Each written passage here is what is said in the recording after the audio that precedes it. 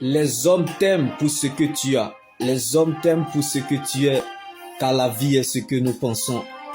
Mais Dieu t'aimera toujours pour ce que tu es, car l'éternité est ce que Dieu pense de nous. Donc Dieu te fera toujours apprécier ce que tu es.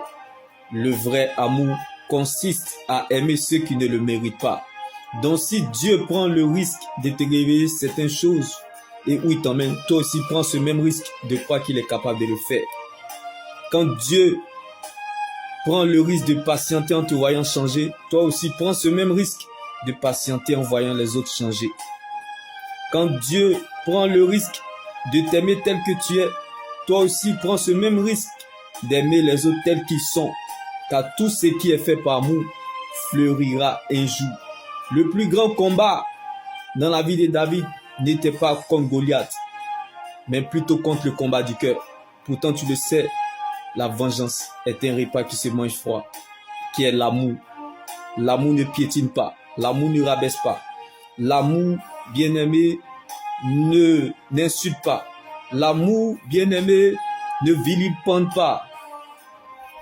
L'amour pardonne. L'amour couvre la nudité. L'amour réconforte, aime et bénit plusieurs. Celui qui a fait le testament est vivant. Une personne sans amour est comme une voiture sans carburant. Chacun pense qu'il se conduit toujours bien dans la vie, mais c'est le Seigneur qui connaît le fond du cœur.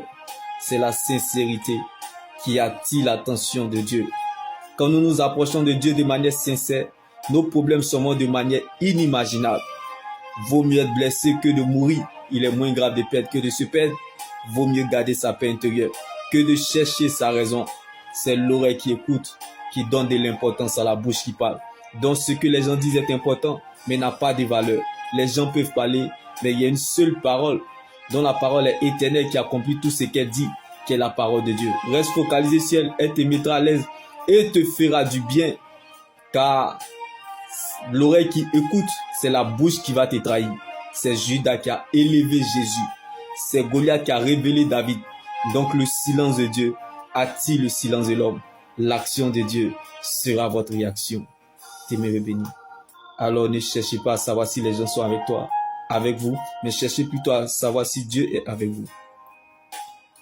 Ne cherche pas à savoir comment Dieu va faire, mais cherche plutôt à savoir que Dieu va le faire. Ne cherche pas à savoir les prophéties futures, mais cherche plutôt à connaître le Dieu de la prophétie, qui est Jésus-Christ de Nazareth.